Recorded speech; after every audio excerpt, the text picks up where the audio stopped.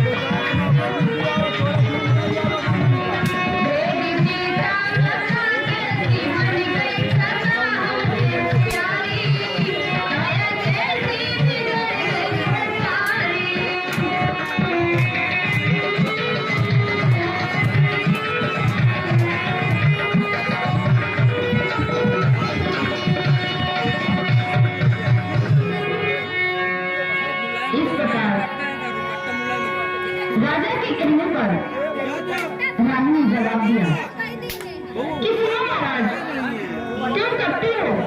अभी तक झूठ बोलकर तुमने हमें बहकावे में रखा, लेकिन आज यह साफ जाहिर हो गया है कि तुम्हारा हमसे प्यार झूठा है, और तुम्हारा ही क्या, लेकिन संसार ही खुदगर्जी है। सुनो महाराज, अरे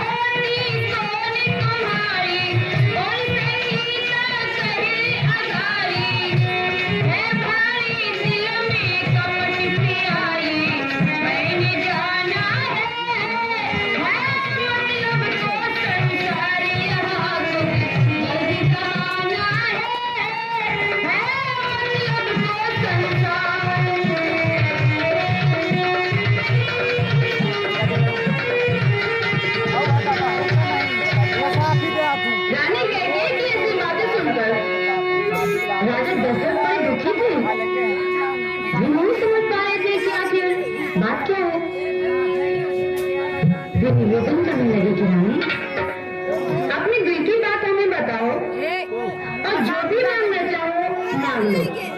आज खुशी का समय है, जो भी मांगोगी मैं अवश्य दूंगा। नहीं नहीं महाराज, ये तो बहुत सुन चुकी हूँ। तुमने दिए हुए 2 वरदान आज तक पूरी न कर सके, तो और क्या कर सकते हो? सुनो, ये मेरे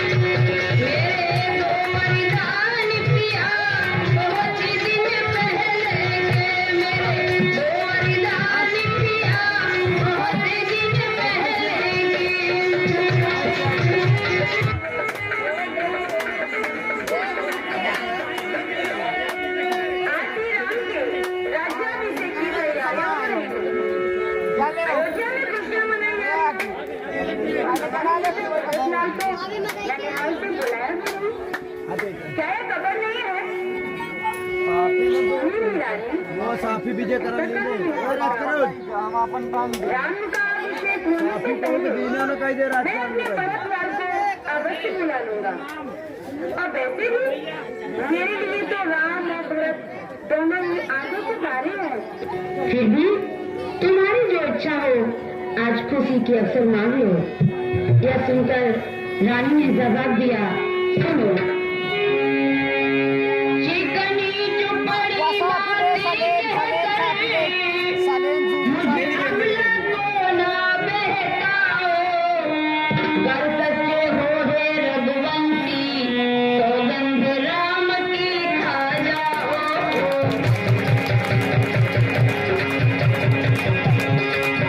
गर सच्चे हो हे रघुवंशी, सौगंध राम की खा जाओ।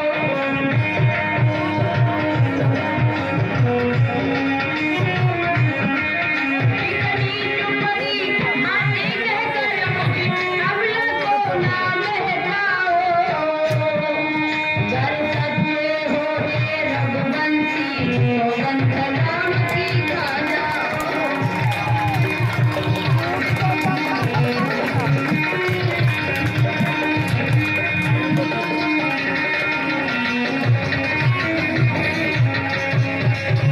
महाराज, यदि हमें वरदान देते हो तो पहले अपने प्यारे पुत्र राम की सौगंध खाओ। नहीं रानी, क्या हमारा तुम्हें विश्वास नहीं है? और क्या तुम्हें यह भी नहीं मालूम है? तो सुनो। राघो को ललित नहीं असती सम, काल के मुंजा।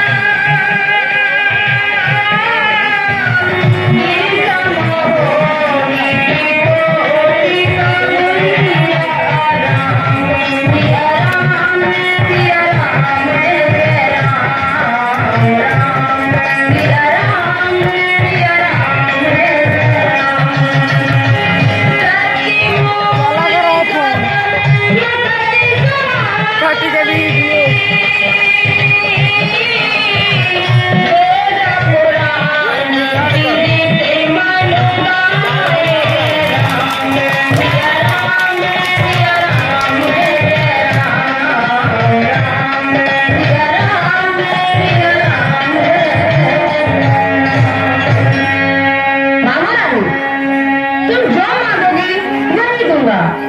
यही रघुकुल की रीति है कि प्राण रहे या न रहे और वचन नहीं कर सकता।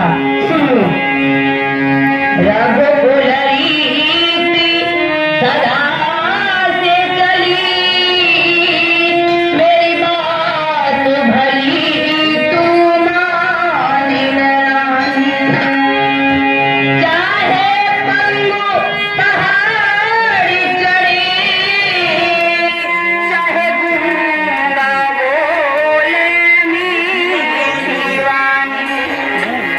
ऐसा लगे दिन में तारे और मीन बिना जल की ठहरानी। संगीता कहे नपुदस रथ की, नहीं बात चले सच मानी रानी। इतने पर भी ये तुम नहीं मानती हो तो राम की सौगंध खाता हूँ कि तुम जो कहोगी मैं उसे पूरा करूंगा। श्रोतागण भाई बहनों, अब तो रानी को विश्वास हो गया और वरदान मांगने लगी। जमीन हरी है जटाई, वर मांगे पिया से, वर मांगे पिया से। जमीन हरी है जटाई। रानी क्या बोली? भरत लाई को ले बुलाई, राज तिलक जो करवाई।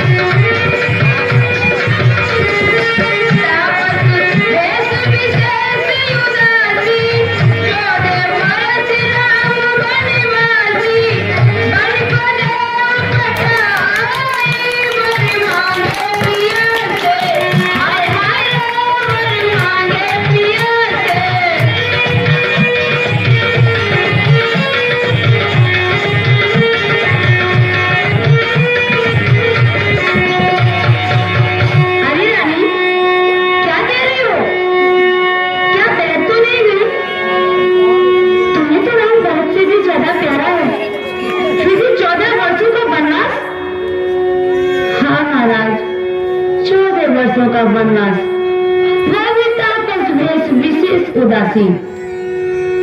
ये रानी, ऐसी बातें तुम्हें शोभा नहीं देती, ऐसी कठोर हृदय की तुम मत बोलो। भरत का तो मैं कल निवास से बुलाकर राज्याभिषेक कर दूंगा, मगर राम को 14 वर्षों का वनवास आखिर क्यों? इसमें तुम्हारा क्या लाभ है रानी? बना रहे कहो सुभाव न चलो न माही जीवन मोर राम मनमाही।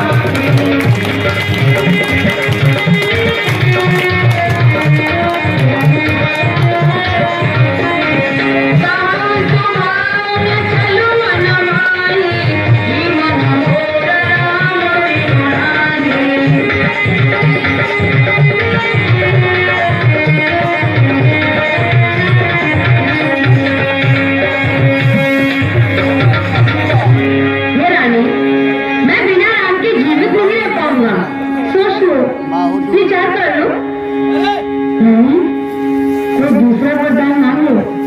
सुनो, राम बिना भी रानी, अरे कैसे जिएंगे हम, राम बिना भी रानी, कैसे जिएंगे हम, राम बिना भी रानी।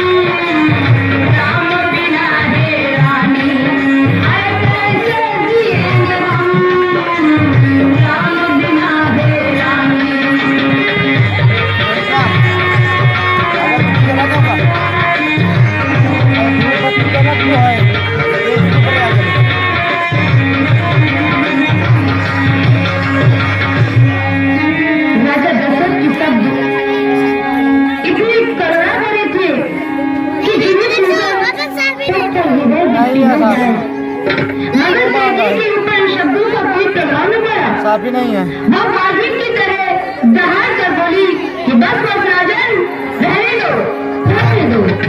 मैंने जान लिया है कि वरदान देने का झूठा बहाना करते हो, लेकिन ध्यान रहे राजन,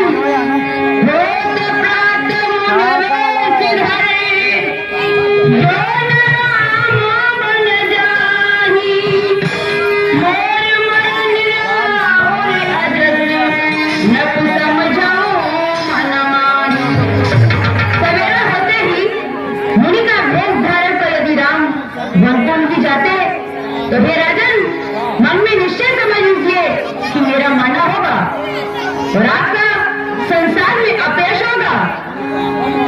तो ये सुनकर राजा दशरथ का हृदय टूट गया। उन्होंने अपने को बहुत संभाला और संभल न पाए और धनान से जमीन पर गिर पड़े और टूटे स्वर में बोले, कैसे बारी मांगी रानी समझी न आई, सही नहीं चलता है, वीडियो डालने में मत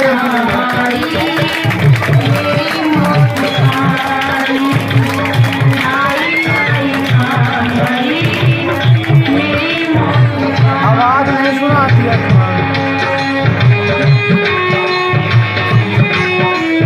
आवाज नहीं सुना।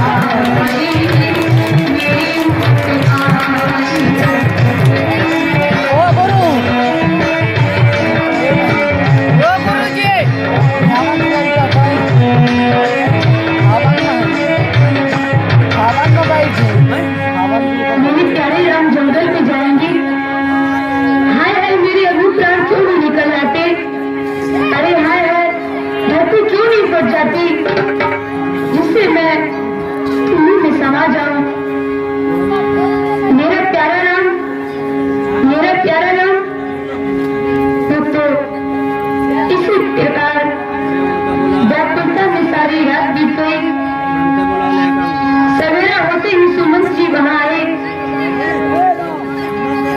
तो राजा की दशा देखकर हैरान हो गए। कैकेयी ने सुमंत के द्वारा श्री राम को अपने पास बुलाया।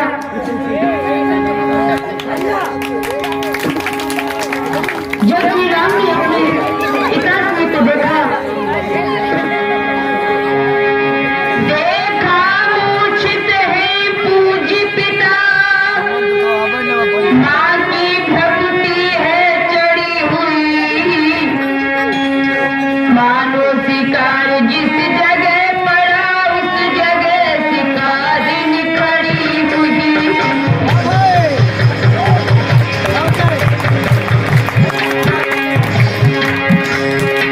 आदर्श पुत्रनी धूल सतम माता जी के पाँव की, मेरे पास पिताजी के आकर रज उनके चरणों में दी।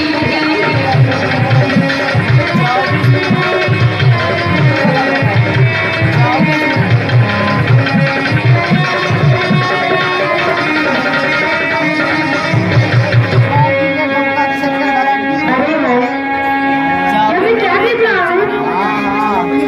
माताजी तुम्हें बताओ पिताजी को क्या हुआ? हमसे कोई अपराध तो नहीं बन गया? माताजी तुम्हें बताओ पिताजी को क्या हुआ? पिताजी पिताजी पिताजी क्या हुआ? बोलो ना, क्यों नहीं बोलते हो पिताजी? पिताजी पिताजी तुम्हारा राम तुम्हारे सामने खड़ा है। मुझको यह आवाज दशरथ के कानों में वीणा के सुर की तरह गूंजी। मेरी आंखें खोलकर अपने प्यारे राम की छवि को देखकर निहाल हो गए और पुनः नेत्र बंद कर लिए। कैकेयी ने तब कहा, राम इधर दो ध्यान, मैं जो कहती हूँ उसे सुनो लगा डरना। ये राम सुनो, बहुत पहले तुम्हारे पिता ने हमें 2 वरदान देने को कहा था। आज मौका आने पर मैंने उनसे ये वरदान मांग लिए। भैया ये वरदान क्या है? हमें भी तो बताओ, कौन से वरदान तुमने मांगे हैं पिताजी से? कैकेयी ने जवाब दिया, सुनो राम, मांगा यह तिलक भरत को हो, 14 वर्षों वनवास तुम्हें।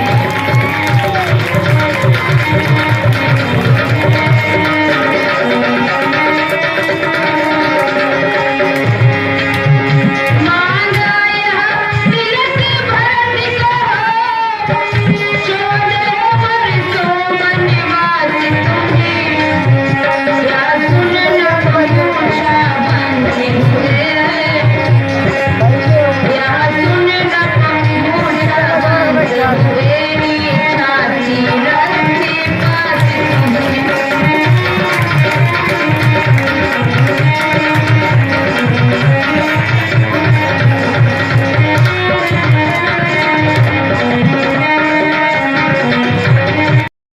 और अपने माँ को किसी को वापस लौटो। मैं तुम्हें मुनियों की पोशाक पहनाऊंगी और पोशाक पहनाकर जंगल में भेजूंगी। जो समय तुम्हारे अभिषेक का है वही समय तुम्हारा वन प्रस्थान का है। ध्यान में खुशी भोगात राम को भाई, आज्ञा मैया की पाए झट चल दिए रघुराई।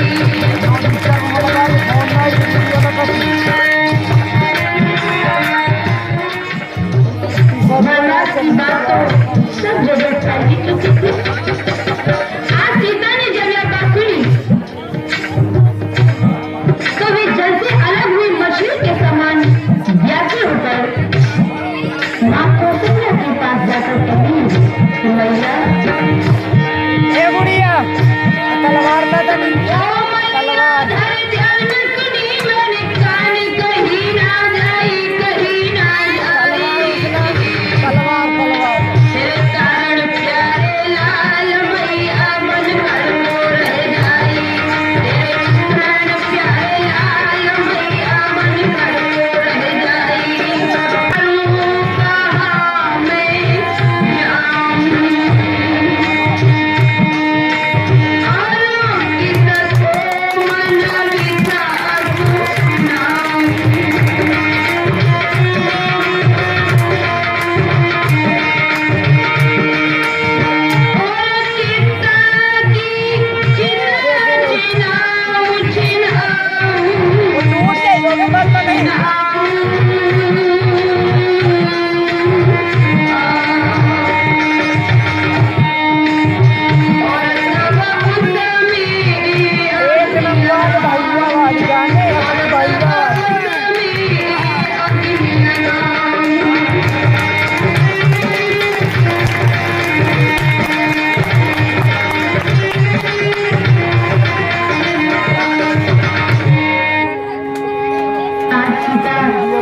कौशल्या मासी कभी नहीं कि मैया अरे इतनी कह के आज सीता ने अपनी छोड़ गई ढिढका भरी और चरण पकड़ कर फिर सासु रोने लगी किया सुषमा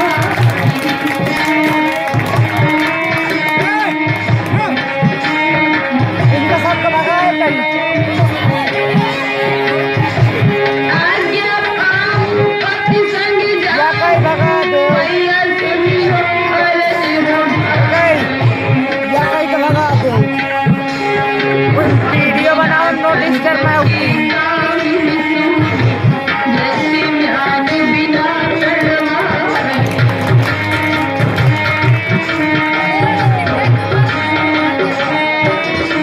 क्या डोरी तो भैया मैं भी अपने स्वामी के साथ बनने जाऊंगी मैं नहीं ले पाऊंगी आज्ञा पाऊं पति संग जाऊं मैया सुन हमारा जीवन बिना कंठ के कामिन सूझी जैसे म्यान बिना तलवार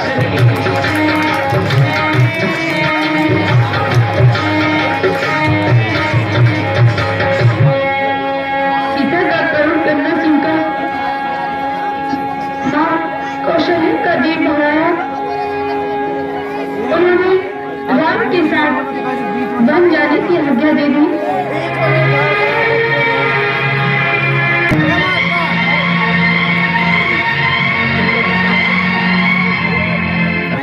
इधर तब तक मैया के पास राम आ जाते हैं तो बेटा देखा सामने गोदी लो बैठा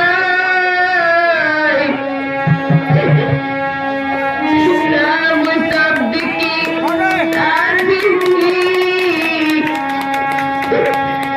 गहरी मूर्छा आई। मैया को मूर्छा आ गई इधर सीता जी आंसू मारकर अपने प्रियतम से बोली रात मैंने सुना है कि तुम कौन को जा रहे हो स्वामी मैं तुम्हारे बिना महलों में कैसे रह पाऊंगी मुझे भी साथ ले चलो स्वामी मुझे ले जाऊंगी भट्टी को संग चलूंगी स्वामी ले जाऊंगी भट्टी को संग चलूंगी स्वामी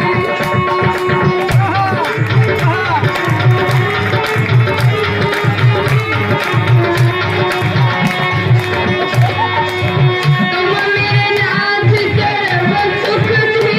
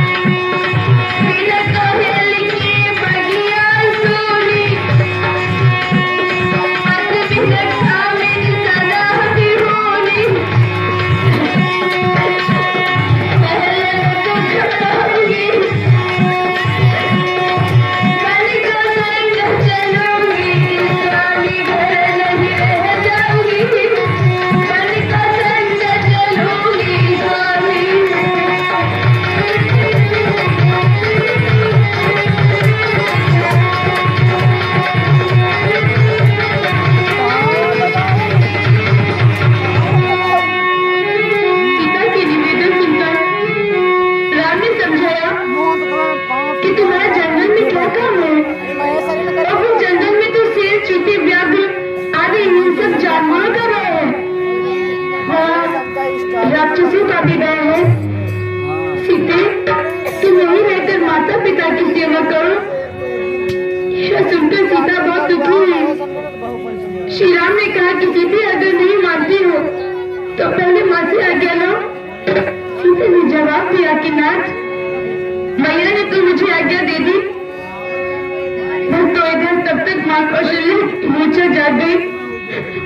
अपने प्यारे राम को लाल जलाने लगी। आंखों में आंसू भरकर बोली कि बेटा, चलेगा रघुराई, अब मैया को देव बताई। चलेगा रघुराई, अब मैया को देव बताई।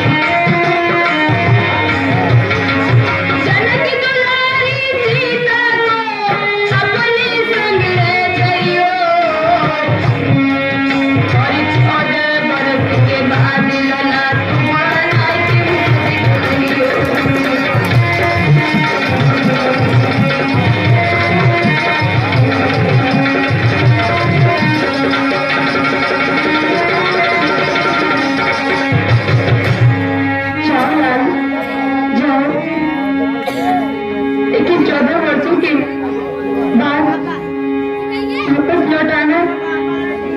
मेरी आज्ञा है कि तुम सीता को भी साथ ले जाओ। मुझ तो इधर तो माँ कौशल्या ने राम को गमन की आज्ञा दे दी।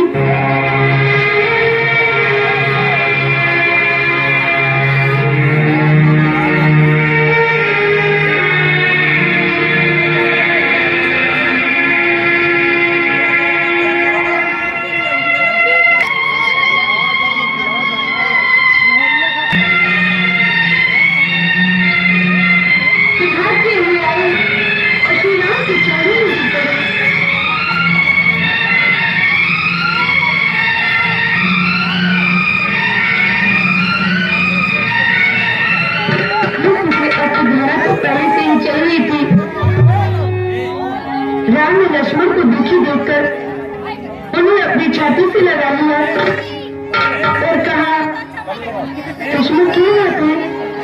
इतनी अधीर क्यों हो? क्यों रो रहे हो? तो लक्ष्मण रोकर बोले, दो जोड़ कर बोले लखन, भैया सुना जाते हैं मन, मैं साथ में प्यार चलूं या तुम बिना लगे न मन, सरमद से सेवा नाथ की कर रोज दर्शन पाऊंगा,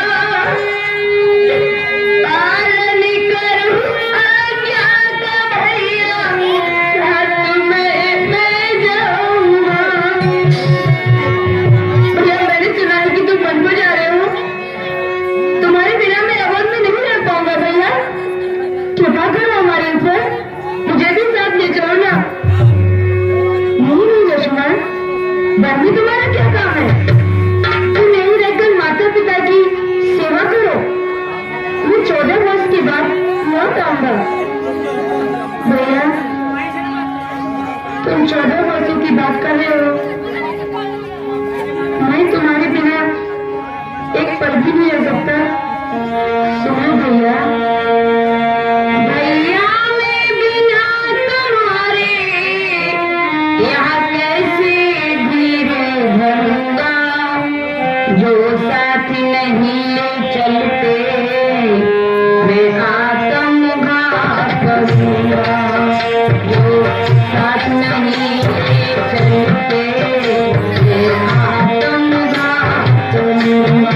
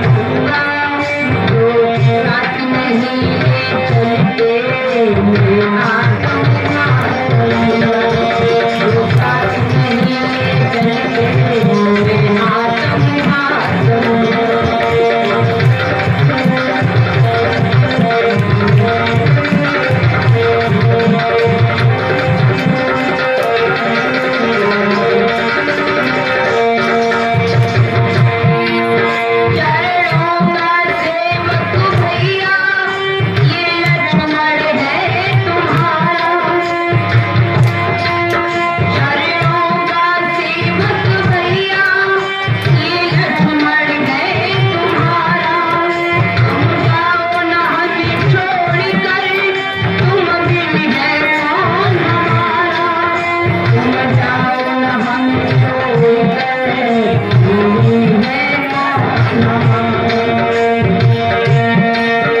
जीना होगा चरणों में,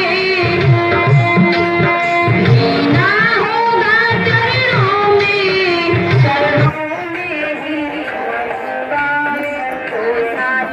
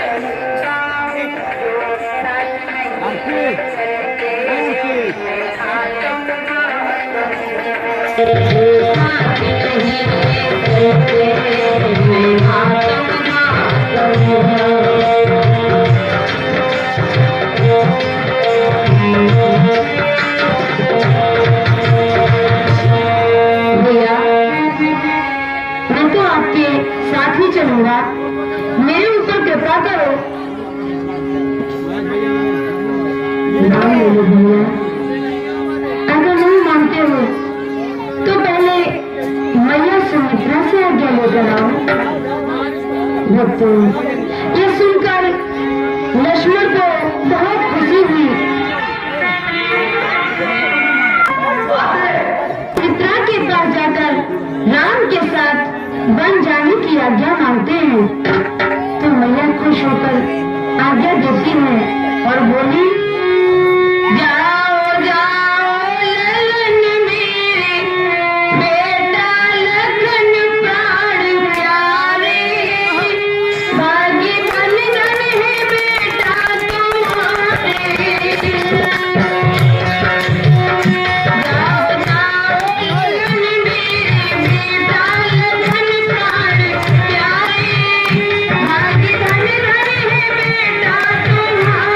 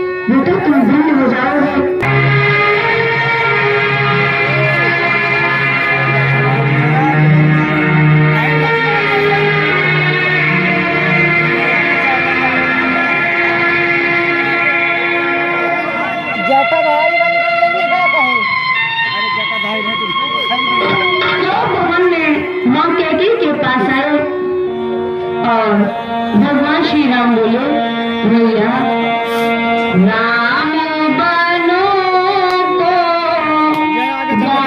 तारी माता, राम बनो को तारी माता।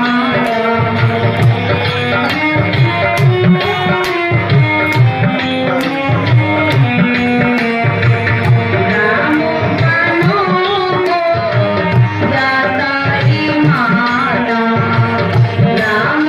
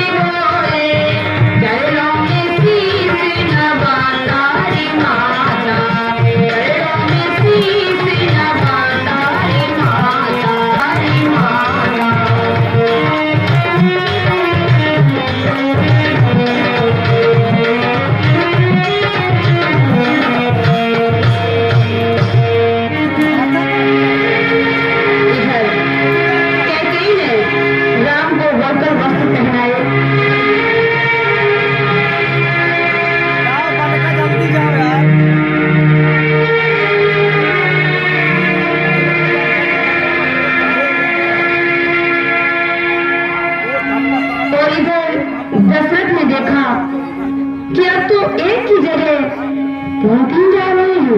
गुनवा बोले थी बात एक ही की, दो और निभाए जाते हैं।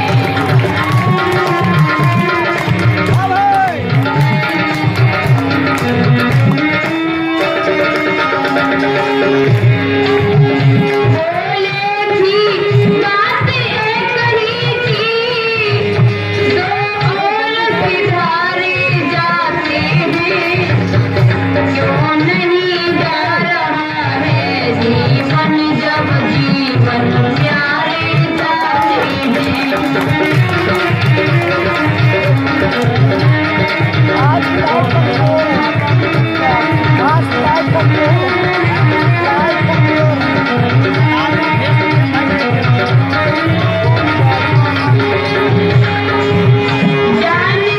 जान की प्यारी है, लक्ष्मण मर लक्ष्य समान मुझे। जब यह भी बन को जाते हैं, तो राजभवन सुनसान मुझे।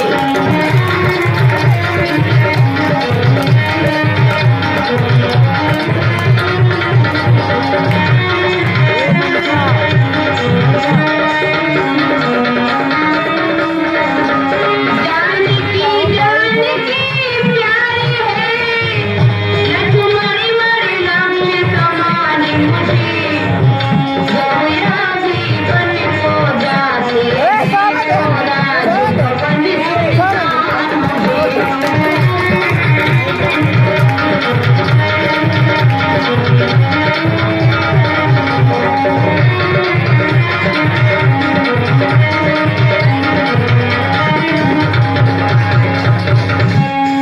राम, लक्ष्मण और सीता को वन जाते देख दशरथ की व्याकुलता बढ़ गई और वे मूर्छित होकर जमीन पर गिर पड़े।